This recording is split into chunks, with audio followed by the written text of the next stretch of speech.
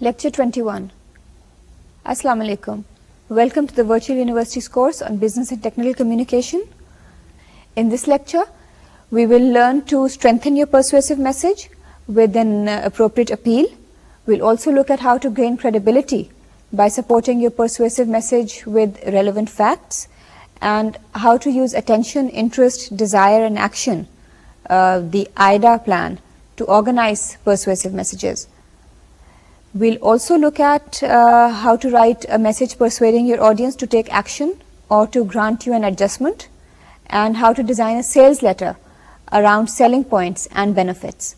When we talk of motivating with persuasive messages, then in business terms, the term persuasion means to influence an audience by informing them about something and by aiding their understanding, by helping them to understand something, and then leaving them free to make their choice.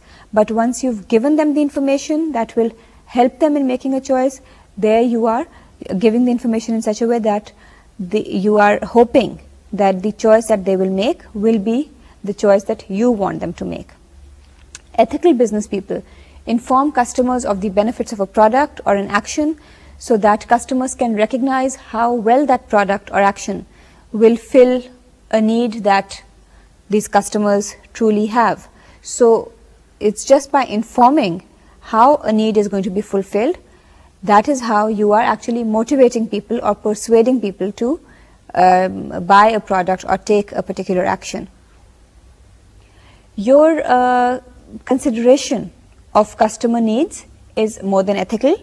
It is the proper use of persuasion.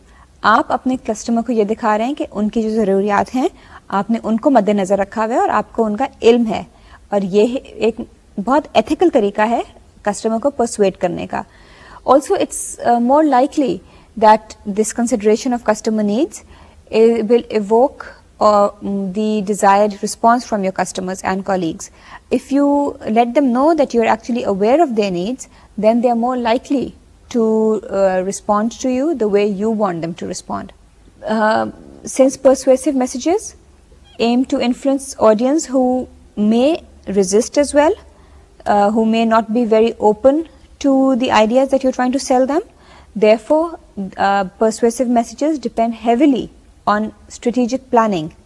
क्योंकि ऐसा हो सकता है कि जो आप चीज़ बेचना चाह रहे हैं या जो आप चाह रहे हैं कि ऑडियंस एक्शन ले, वो लोग उस एक्शन लेने के लिए रेजिस्टेंट हों, बहुत आराम से तैयार ना हो, इसलिए आपको कुछ ज़रा ज़्यादा परसुएशन करनी होगी. इसलिए बेहतर है कि आप अपने मैसेज को पहले से प्लान करें और बहुत सोच समझ के प्लान करें कि आप किस तरह उस मैसेज को ऑर्गेनाइज करेंगे, क्या उसके अंदर अल्फाज इस्तेमाल करेंगे कि आप जो रिस्पॉन्स चाह रहे हैं आपको वही रिस्पॉन्स मिले.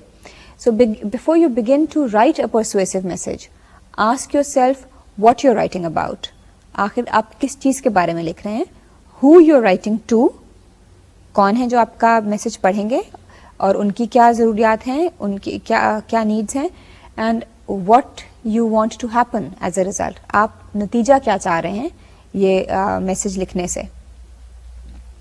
When you're analyzing your audience, take into account their cultural expectations, what they expect from you. The expectations might be different in one culture from another culture, and also their practices, what they do in different cultures as well if you're writing across cultures, so that you don't undermine your persuasive message by using an inappropriate appeal or by organizing your message in such a way that it seems unfamiliar or uncomfortable. So keep in mind the audience's cultural perceptions as well when you're organizing your message. When you're writing persuasive messages, you need to keep 4 things in mind about your audience, and these are needs and appeals, emotion and logic, credibility, and semantics. Let's have a look at each of these individually. Needs and appeals. What do we mean when we talk about the audience's needs and appeals? Some researchers believe that certain needs have priority and that the most basic needs, such as safety and security, must be met before a person will seek to fulfill higher level needs such as esteem and status. ज़ाहिर है अगर एक इंसान की सबसे basic तो needs यही हैं कि वो सिक्योर हो, वो सेफ हो, और बाकी जो नीड्स हैं उसकी स्टेटस अच्छा हो, सेल्फ एस्टीम हो, सोसाइटी में एस्टीम हो, वो बाद में आती हैं. But you need to keep in mind that different people have different needs and everyone's needs differ, so people respond differently to any given message, and based on that, based on what their needs are, you will organize your message. For example, not everyone is interested in economy or fair play. Some people's innermost needs make appeals to status and greed much more effective. So if you know that these people have their what is more important to them is status or greed, then you will make an appeal accordingly. To accommodate these individual differences, you need to analyze the members of your audience and then construct a message that appeals to their needs. तो जो भी needs होंगी उसके हिसाब से आप message करेंगे और मैसेज बनाएंगे ताकि वो उनकी नीड्स को अपील करे, उनको लगे कि इस चीज़ से हमारी नीड्स जो हैं वो पूरी हो जाएंगी, हमारी ज़रूरियात या जो हमारी डिज़ायर्स हैं वो पूरी होंगी. Now another thing that we mentioned was emotion and logic, जो कि हमने कहा था कि ऑडियंस में हमें मद्देनज़र रखनी है. When people's needs are not being met, they are likely to respond emotionally. ज़ाहिर है अगर कोई इंसान कुछ चाह रहे हैं और वो नहीं होता तो उनका कोई ना कोई इमोशनल रिस्पॉन्स उस पर होना खासा लाइकली है. For example, a person who lacks a feeling of self worth is likely to be sensitive to the tone of respect in a message. A collection letter to such a person carefully avoids any hint that the person might be considered dishonorable, because you realize that that person lacks self-worth and they're more likely to feel sensitive about anything that you say, and they're more likely to read more into a message which even hints at them being dishonorable.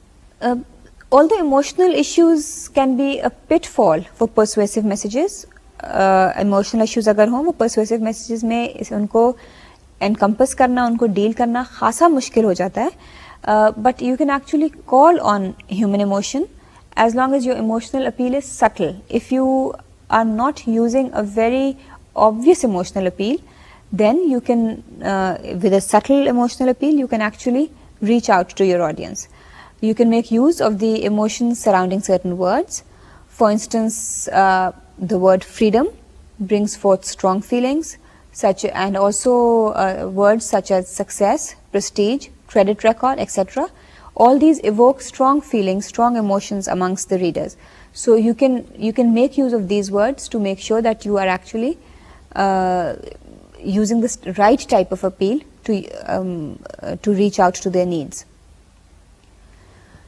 Now, emotion and logic work together in a unique way. People need to find rational support for an attitude that they've already embraced emotionally. So, if people have an attitude, they have an emotion that you're aware of, then those people are trying to find a logical appeal to that need as well. And to help satisfy this need, a logical appeal calls on human reason. जो भी आपको लगे कि आपके audience की needs हैं और आप उसी तरह की अपील इस्तेमाल करें उनकी नीड्स को पहुंचने के लिए, नीड्स तक पहुंचने के लिए, तो उसमें आपको ह्यूमन रीजनिंग को भी मद्देनजर रखना होगा. Now, the third thing that we were going to look at is credibility. Your credibility is your capability of being believed because you're reliable and because you're worthy of confidence. जो आपके audience के ख्याल में आप हैं उसी से आपकी क्रेडिबिलिटी एस्टैब्लिश होगी. अगर आपके पढ़ने वाले को ये लगे कि आप सच्चे हैं तो फिर आप क्रेडिबल हैं, आपकी जो बात है उस पर वो यकीन करेंगे. अगर लेकिन आपके मैसेज से ही इनसिंसियरिटी निकले और आपके पढ़ने वाले को ये लगे कि आपका तो मैसेज इनसिंसियर है, कोई शायद ये जो आप बात करेंगे सच्ची हो ही नहीं सकती, तो फिर आपकी क्रेडिबिलिटी कम हो जाएगी. इसी तरह अगर आपके प्रीवियस कॉरेस्पॉन्डेंस में या प्रीवियस जो आपका इंटरेक्शन रहा है अपने क्लाइंट के साथ, उससे उनको लगा है कि आप सिंसियर हैं या नहीं सिंसियर, उससे भी आपकी क्रेडिबिलिटी में फ़र्क पड़ेगा और जिस तरह वो आपके आगे फ्यूचर मैसेजेस को रिस्पॉन्ड करेंगे वो इफ़ेक्ट होगा. For you to persuade skeptical or hostile audience members, the audience must believe that you know what you're talking about and that you're not trying to mislead them.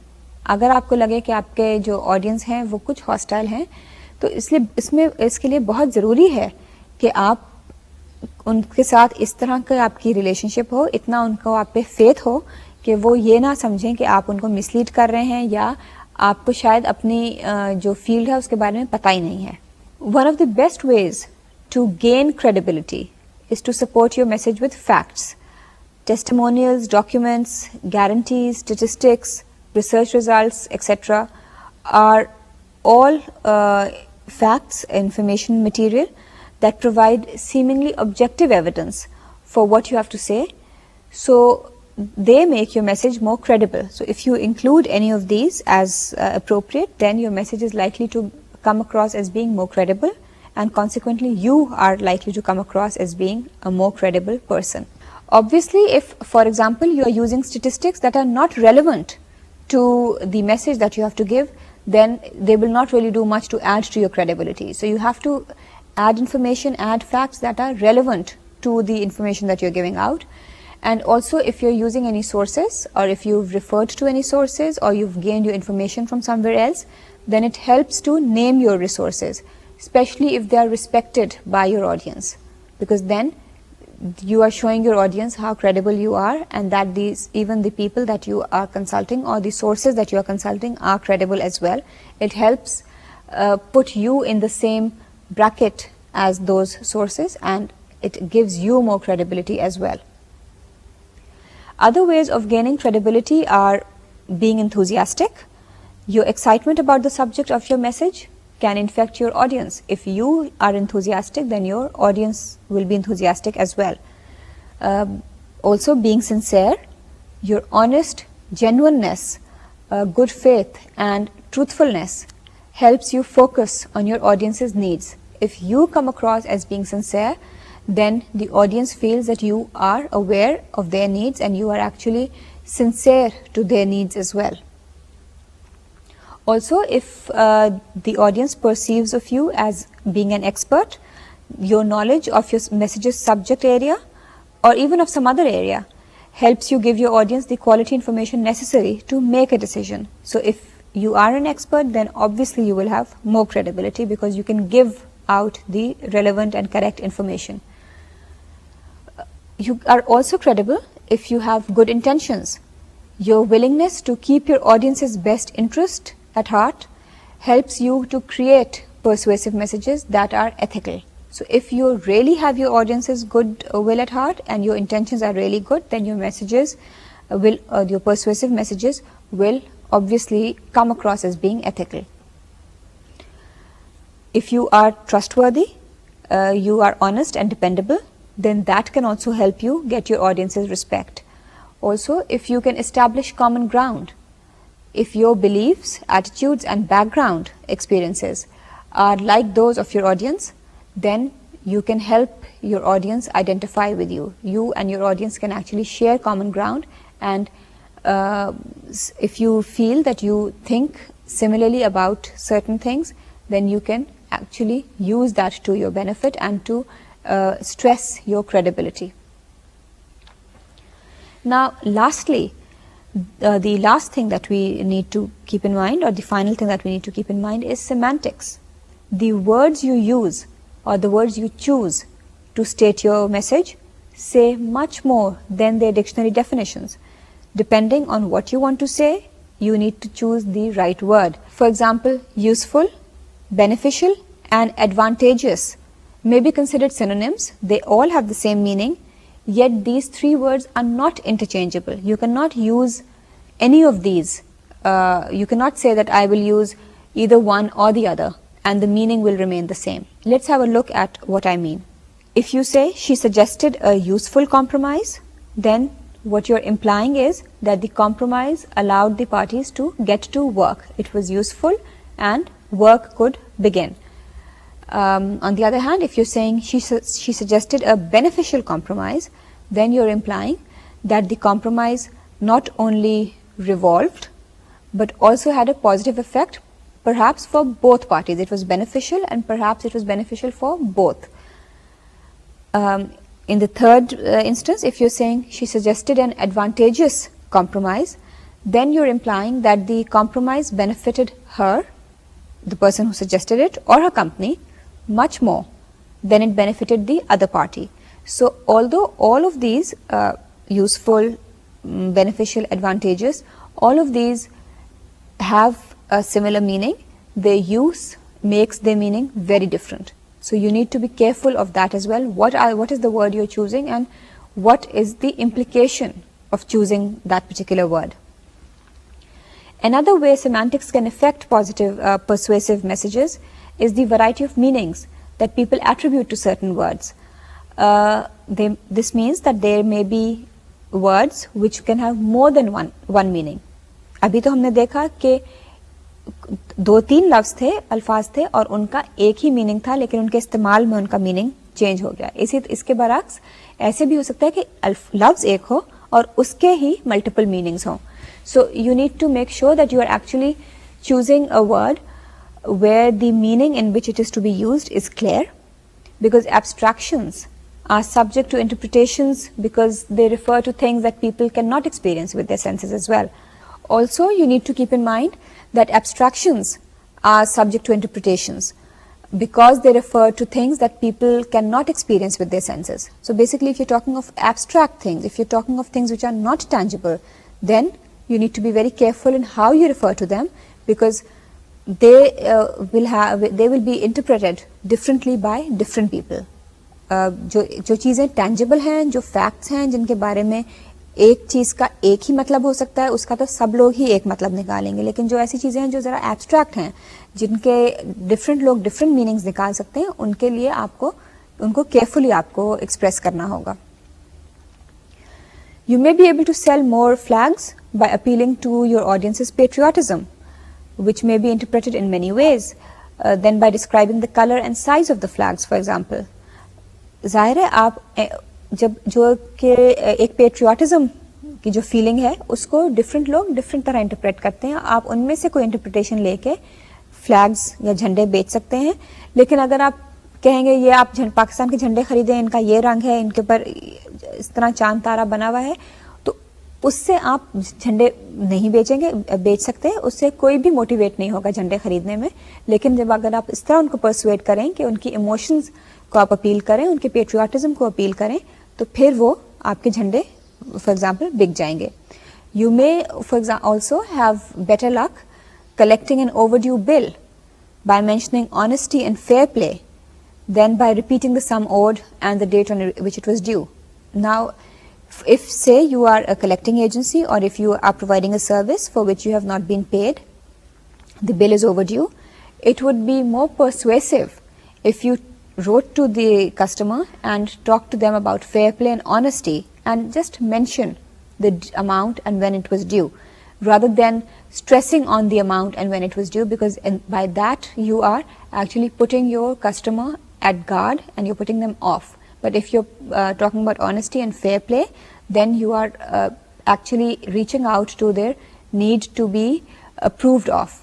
And everybody wants to be seen as an honest person. हर सब चाहते हैं कि दूसरे लोग उनको सच्चा समझें, fair समझें, ऑनेस्ट समझें. तो अगर आप वो चीज़ें इंक्लूड करेंगे, ऐसे अल्फाज इंक्लूड करेंगे जिससे आप उनकी तारीफ भी करें और ये कहें कि हमें पता है कि आप एक ऑनेस्ट टैक्स पेइंग कस्टमर हैं, लेकिन ये आपकी तरफ पैसे रहते हैं, आप इनका हमें वापस कर दें, तो it will have a more positive effect. Now you need to also remember that when you're organizing persuasive messages, persuasion requires the indirect approach. हमने बात की थी कि रूटीन गुडविल मैसेजेस जो हैं वो बहुत जगह आप डायरेक्ट अप्रोच इस्तेमाल कर सकते हैं, क्योंकि लोग जो हैं वो खुश होते हैं रूटीन मैसेजेस पढ़ के. लेकिन परसुएसिव मैसेजेस में बहुत बार आपको इनडायरेक्ट अप्रोच इस्तेमाल करनी होती है, क्योंकि ज़रूरी नहीं है कि जिस चीज़ पे आप लोगों को परसुएट करना चाहें वो फौरन ही उस पे परसुएड हो जाएं. One specialized version of the indirect approach is the IDA plan.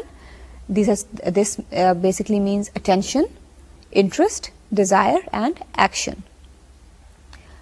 In the attention phase, you convince the audience right at the beginning that you have something useful or interesting to say. You don't say what it is, but you catch their attention. You let them know that what is to be followed will be interesting and useful. The audience wants to know what's in this message for me. So you will try to tell them without making extravagant claims or threats and without bringing up irrelevant points. जाहिर है एक audience को ये पढ़ना चाहेंगे या उनको ये चाहिए जब वे खत पढ़ेंगे कि इसमें मेरे लिए मुझे क्या फ़ायदा है. तो इसलिए आप बहुत एक्स्ट्रावेगेंट क्लेम्स नहीं करेंगे, ऐसी बहुत ऊंची ऊंची बातें नहीं करेंगे, लेकिन आप टू द पॉइंट उनको बताएंगे कि इसमें आपकी आप जो उनसे एक्शन चाह रहे हैं वो करने में ऑडियंस का फ़ायदा क्या है. फॉर एग्जाम्पल, इफ़ यू से something like, you've mentioned several times in the past 2 weeks that constructing an employee schedule becomes increasingly difficult. Let me share an idea that could substantially reduce the time you spend making and revising the schedule. Now in this message, as you see, you are actually, as the writer, you're actually letting the reader know that you're going to be sharing an idea that will reduce their time on something, in doing something. So you are actually catching the audience's attention and letting them know that what will follow will be beneficial to the audience. In the interest phase, you explain how your message relates to the audience. You will continue the theme that you started with, and by doing that, you paint a more detailed picture with your words. Your goal is to get the audience thinking, this is an interesting idea. Couldn't it possibly solve my problems? So in the attention phase, you've identified what it is that you're going to be talking about. You've caught the audience's attention. In the interest phase, you are now getting them interested in your way of thinking, and you are actually getting them a bit towards where you want them to be. For example, if you say something like, Incorporated magazine ran an article in the July 2 issue about a scheduling concept called flex time. It gives employees leeway to schedule their own work within certain guidelines. 2 companies profiled in the article were having problems, as we have been, with late arrivals, long lunches, early departures, and too many sick days. They found it nearly impossible to set up a schedule everyone would adhere to. However, once these companies instituted flex time, their problems practically disappeared. अब इसी message के जो हमने पिछला देखा था कि किस तरह उनने शुरू किया, इंटरेस्ट अटेंशन किस तरह ग्रास्प की रीडर की, उसी मैसेज का अगला सेक्शन ये है जिसमें वो डिटेल दे रहे हैं, कुछ इंटरेस्ट अपने ऑडियंस का डेवलप कर रहे हैं और एक कॉन्सेप्ट की बात, फ्लेक्स टाइम कॉन्सेप्ट की बात कर रहे हैं जिससे उस कंपनी की प्रॉब्लम सॉल्व हो सकती हैं, एक और कंपनी का एग्जाम्पल दे के. Now this interest section ties together a factual description and the benefits of instituting this flex time program. Also, the benefits relate specifically to the attention phase that came earlier to this paragraph that we looked at earlier as well. And even though the flex time system might help improve employee morale, that benefit is secondary to the main interest of the intended audience, and that is to reduce the frustration of devising useless schedules, and therefore employee morale is not mentioned. तो आप देखिए कि किस तरह उनने जो चीज़ें ज़रूरी हैं, जो चीज़ें ऑडियंस की नीड को मीट करती हैं, उसको, उन चीज़ों को मेंशन किया हुआ है. ऑडियंस जो था उसको, उसके लिए, ये जो पढ़ने वाले थे उनके लिए ये ज़रूरी था कि टाइम ज़ाया ना हो, तो इसलिए उस चीज़ को हाईलाइट किया हुआ है. जो दूसरे बेनिफिट्स हैं इस प्रोग्राम को अडॉप्ट करने से, उनको हाईलाइट नहीं किया गया.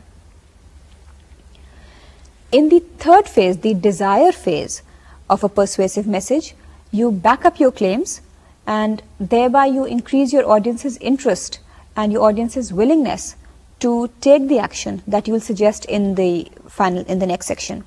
So you're making sure that you are backing your claims. जो भी आपने चीज़ एक क्लेम की उसको आप ठोस कर रहे हैं और आपके जो ऑडियंस है वो और करीब आ रहा है persuade होने के. Whatever you use to prove your claim, make sure that the evidence is directly relevant to your point. Don't use evidence that is irrelevant. Now, as you see in this example, the writer has continued talking about what he was talking about earlier. He's still referring to the articles that were profiling the companies that had adopted flexi-time. And here he says, one of the people interviewed in the article, the head of manufacturing for a $10 million company, said, I seemed to be spending all my time making schedules and then tearing them up. Now I let my employees figure out their own schedules. I have more time to oversee the work that's being done and to track the quality of the products we ship. अब देखिए ये जो information add की डाली है कि जो एक हेड ऑफ मैन्युफैक्चरिंग ने कोट किया है इंटरव्यू में कहा है, उनने सिर्फ वही चीज़ डाली है उस इंटरव्यू में से जो कि पढ़ने वाले के लिए रेलेवेंट थी कि टाइम किस तरह उस हेड ने उस बॉस ने अपना टाइम किस तरह बचाया. इसी एग्जाम्पल को कंटिन्यू करते हैं. इसमें आगे लिखा है, This company had a flexi time program in full operation within 3 months of deciding to start. Attached is a copy of an article about the factors to consider before going to flex time and the 3 steps involved in instituting it. Now, whatever detail was further necessary to actually implement the program has been attached. It has not been listed detail in this letter because then the letter would become too long. So the attached information has been given as an attachment and it has been referred to in the letter. In the action part, you suggest the action you want your audience to take. All persuasive messages end with a section that urges specific action, but the ending is more than a statement such as institute this program as soon as possible or send me a refund. You need to give much more than that. In fact, this section offers a good opportunity for one last reminder of the main benefit that the audience will have from taking the action that you want them to take. ये अच्छा मौका है आपके लिए, एक आखिरी मौका है कि आप अपने ऑडियंस को ये रिमाइंड कराएं कि जो आप उनसे चाह रहे हैं कि वो कदम उठाएं, वो कदम उठा के उनको क्या फ़ायदा होगा. इसी मैसेज का क्लोजिंग सेक्शन कुछ इस तरह है. Let's meet early next week, in brackets Monday 3 p.m. with a question mark because the writer is not sure if that time is actually convenient to his colleague or not, to see how we might implement a flex time schedule. With a little bit of extra effort, now you could soon be concentrating on something more important than scheduling. So here the writer is suggesting action, he's suggesting time for a future meeting where they could discuss adopting this procedure, because obviously he's trying to persuade the reader to adopt flex time. And again, in the end, he also gives one last benefit, one key benefit, that the reader will have more time if he adopts flex time scheduling. Now, many persuasive messages are written to solicit funds, favors, information or cooperation. बहुत बार ऐसे होता है कि आपको कोई ना कोई cooperation चाहिए है या कोई funds चाहिए हैं या favor चाहिए है पढ़ने वाले से. And in an organization, persuasive techniques are often required to get someone to change policies or procedures, to spend money on new equipment, for example, and service to promote a person or to protect turf or territory of a person within an organization. So all these could be different reasons for writing a persuasive message within an organization. There's a difference between internal persuasive messages and external persuasive messages. अभी जिस तरह हमने बात की कि internally within an organization personal messages, persuasive messages का कुछ फ़र्क फंक्शन होगा और external persuasive messages का फंक्शन भी कुछ फ़र्क होगा और उनका स्टाइल और ऑर्गेनाइजेशन भी ज़्यादा फॉर्मल होगी. An external persuasive message is one of the most difficult persuasive tasks you can undertake. Firstly, people are busy, so they're reluctant to do something new. It takes time and it offers no guarantees of a reward in return. They don't know you. They need to take out a lot of time to actually take the action that you want them to take. Secondly, there are a lot of competing requests. A lot of, for example, if you look trying to persuade a company or somebody who is not part of your organization but somebody outside of your organization to give you funds, then that person might have a lot of other people requesting him or her for funds as well. So you'll have a lot of competition. And in fact, public relations departments of many large corporations receive so many requests for donations to worthy causes that they sometimes resort to lotteries to decide which one to support. They'll just take a pick, do a lucky dip and decide which one to give the money to or give the donation to, rather than actually looking at each application or each request separately. So in that sense, then your persuasive message tends to be more difficult to write if it is to solicit funds or favors from an outside organization. If you're lucky, the company might believe in the project or cause that you're trying to persuade them about, and also they might feel that it gives them some benefit to be involved in that or to comply with your request as well. And that then is the best use of your persuasive message. That then is the best result you can hope from your persuasive message. Also, this is more effective in the case of requests for professional favors or information, because people may believe that they are obliged to pay their dues by helping others. अगर आप persuade कर पाएं लोगों को कि आपको help करके उनको भी फ़ायदा है और उनकी एक obligation बनती है, तो फिर हो सकता है कि वो आपको help करने के लिए ज़्यादा ready हों और आपको इसमें फ़ायदा हो जाए. Also, when you're making a persuasive request, take special care to highlight direct and indirect benefits to the reader. Direct benefits might include a reduced workload for a supervisor who institutes flex time, or a premium for someone who responds to a survey. पहले case में आपकी organisation के अंदर किसी को benefit है, दूसरे case में अगर आप अपनी ऑर्गेनाइजेशन के बाहर एक सर्वे कर रहे हैं तो उनको क्या फ़ायदा है जो फिल आउट करेंगे आपका सर्वे क्वेश्चन है. Indirect benefits might include better employee morale or the prestige of giving free workshops to small businesses. In this case also, better employee morale, तो उस केस में हो गया कि आपने persuasion अपनी कंपनी के अंदर किसी को persuade करना है, और अगर आप अपनी कंपनी के बाहर फॉर एग्जांपल किसी और कंपनी को persuade कर रहे हैं कि आपके बिजनेस को वो फ्री वर्कशॉप कोई करके दें, तो उनको क्या फ़ायदा होगा ये फ्री वर्कशॉप करने से. तो आपने उनको ये हाईलाइट करना है कि उनके लिए ये प्रेस्टिजियस होगा कि वो आपकी कंपनी को फ्री वर्कशॉप करके दें. When you want to write a persuasive message for action or a persuasive request for action, then the attention getting device at the beginning of a persuasive request for action is usually shows the reader that you know something about his or her concerns and that you have some reason for making such a request. अगर आप चाह रहे हैं कि कोई ऐसी आप request कर रहे हैं जिसके नतीजे में आप कोई एक्शन चाह रहे हैं, तो फिर आपने अपने पढ़ने वाले को भी दिखाना है कि आप उनके बारे में कुछ ना कुछ जानते हैं, उनकी नीड्स के बारे में, उनके कंसर्न्स के बारे में कुछ जानते हैं, और ये भी दिखाना है कि आप ये जो रिक्वेस्ट कर रहे हैं उसके पीछे कोई ना कोई रीज़न है. And in this type of a persuasive message, more than in most others, a flattering comment about the reader is acceptable, especially if that comment is sincere. The body of the letter or memo covers what you know about the problem you're trying to solve with your reader's help. It talks about the facts and figures, the benefits of helping, the benefits to your reader, and also your experience in attacking or tackling the problem. The goal is to give you and your request credibility, to make the reader believe that helping you will indeed help solve a significant problem.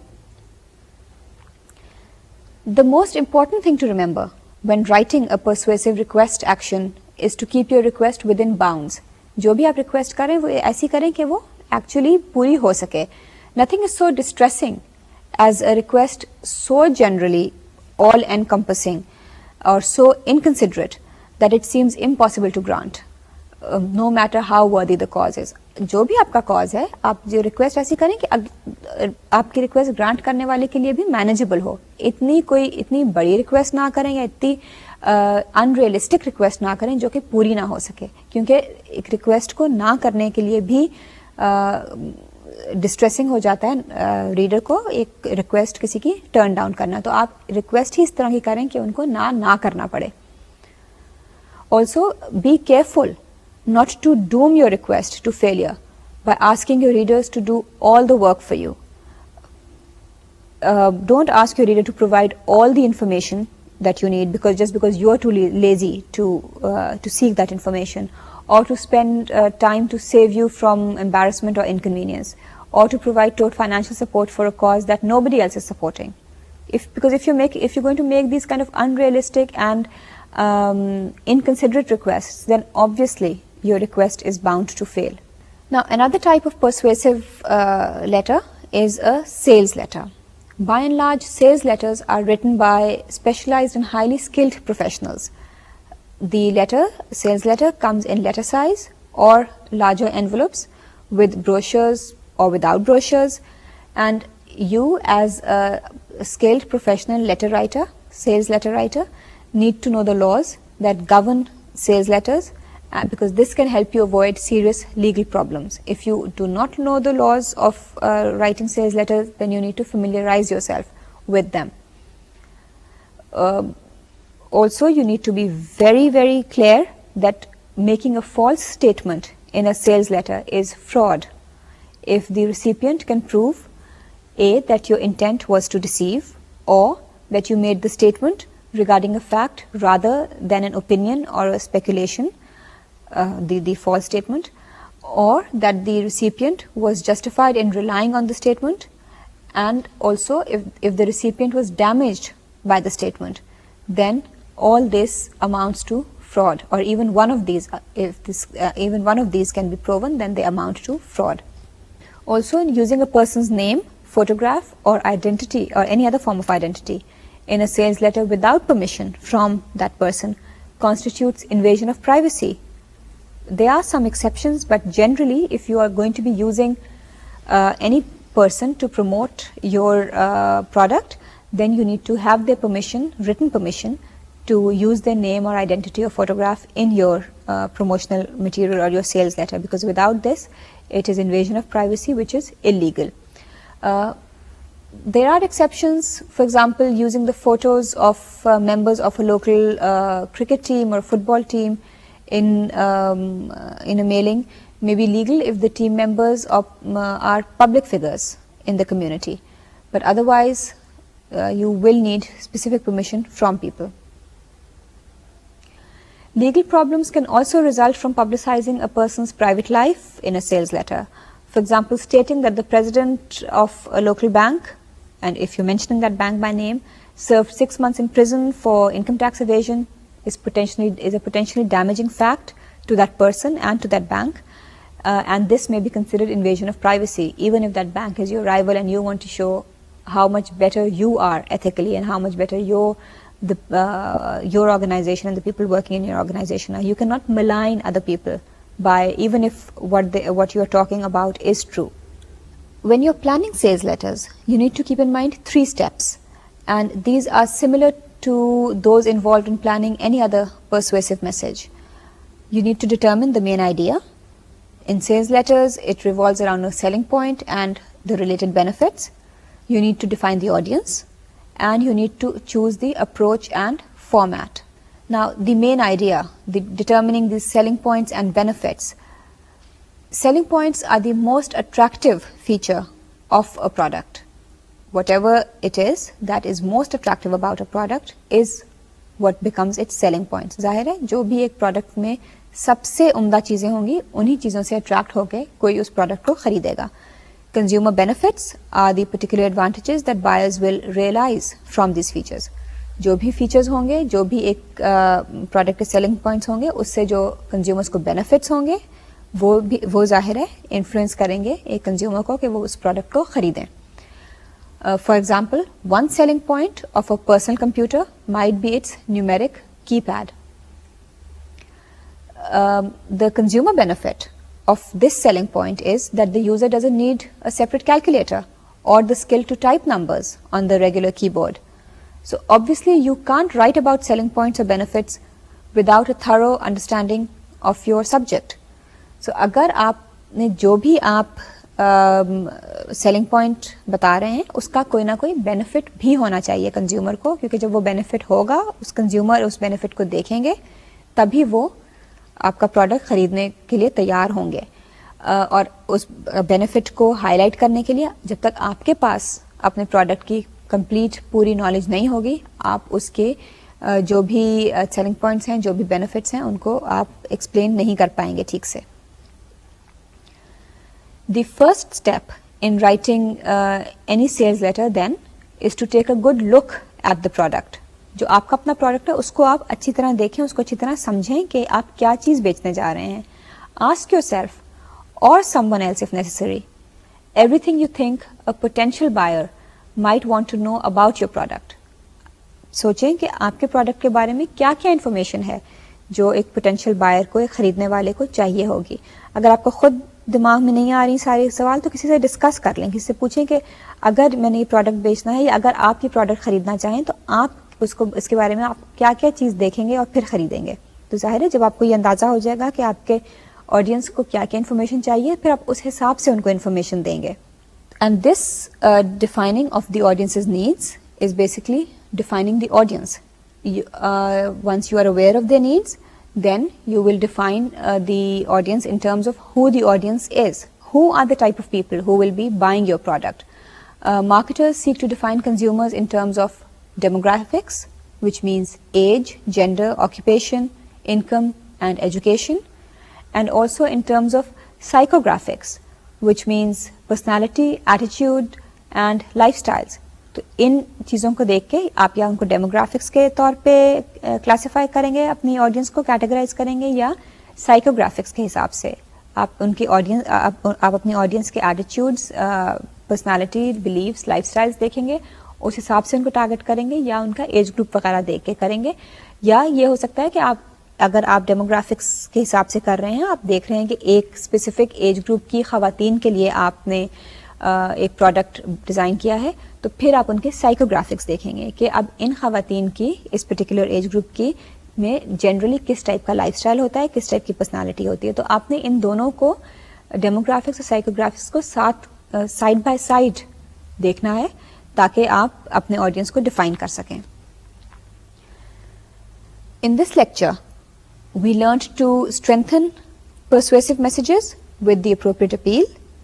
We learned how we can gain credibility by supporting our persuasive messages with relevant facts. Irrelevant facts को हमने include नहीं करना क्योंकि उनसे हमारा message week हो जाता है. हमने ये भी बात की कि हमने अपने persuasive messages में attention, interest, desire और action को देखना है. The AIDA plan, AIDA plan, so that we can organize our persuasive messages according to this plan. We also talked about writing a message to persuade your audience to take action or to grant a request or to grant an adjustment, and we looked at how to do that, what kind of language to use, what kind of layout to use, and we looked at how to design a sales letter around selling points and benefits of the product. We looked at defining the audience and keeping in mind the audience, their demographics and their psychographics, how we would sell a product to that audience.